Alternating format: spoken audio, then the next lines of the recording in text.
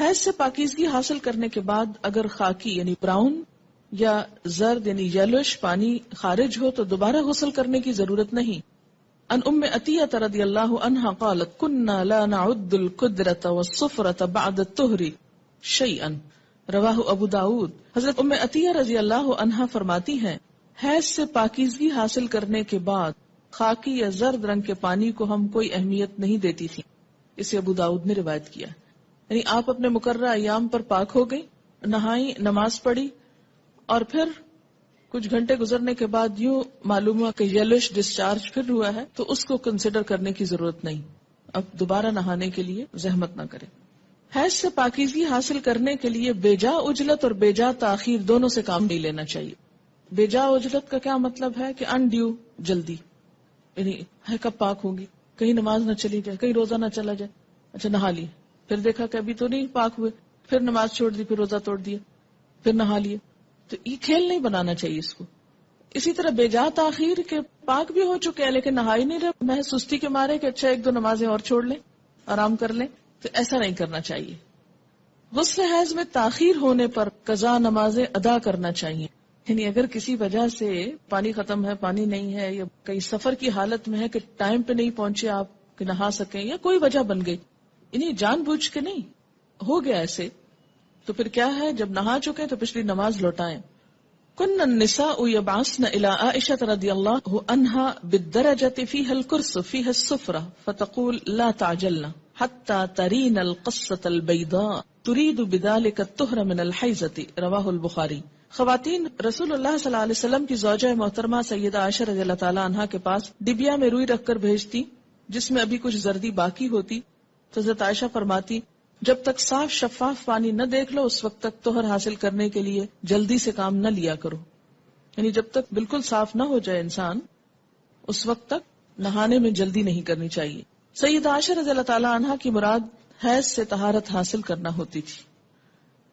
القصۃ البیضاء کا لفظ دیکھ رہے ہیں یہاں پر آپ عربی عبارت میں، یہ انہوں نے معیار بتایا، حتی ترینا القصۃ البیضاء وائٹ ڈسچارج.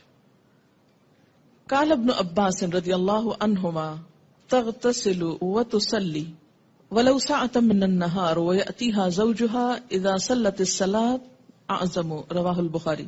حضرت عبداللہ بن عباس رضی اللہ تعالی عنہما فرماتے، یہ دونوں آپ صحابیوں کے فتوے ہیں کہ مستحاضہ حسب عادت ایام حیض کے بعد غسل کر کے نماز پڑھیں. مستحاضہ کون ہوتی؟ حیض کے علاوہ جو بلیڈنگ ہوتی ہے بیماری کے طور پر وہ استحاضہ کہلاتی ہے. یعنی سارا مہینہ سپاٹنگ ہوتی رہتی ہے. تو اس میں کیا ہے کہ جو حیض کے ایام ہیں جن میں بلیڈنگ فرق ہو جاتی ہے، مثلا تھکنس ہے یا اس کی اور علامات معلوم ہوتی ہیں، یا اس بیماری کے شروع ہونے سے پہلے ایام حیض کی جو ڈیٹس تھی یا جو عادت تھی اس کے مطابق نہا لے اور باقی دنوں میں نماز پڑھتی رہے خواہ سپاٹنگ ہوتی ہے. حضرت عبداللہ بن عباس فرماتے ہیں کہ مستحاضہ غسل کر کے نماز پڑھے خواہ ان کی ایک گھڑی باقی ہو، مثلاً سورج غروب ہونے میں 5 منٹ ہے اور اب وہ نہا کر نکلی تو پڑھے اثر. جب عورت نماز ادا کر چکے تو پھر شوہر اپنی بیوی سے صحبت کر سکتا ہے کیونکہ نماز افضل ہے، اسے بخاری نے روایت کیا ہے.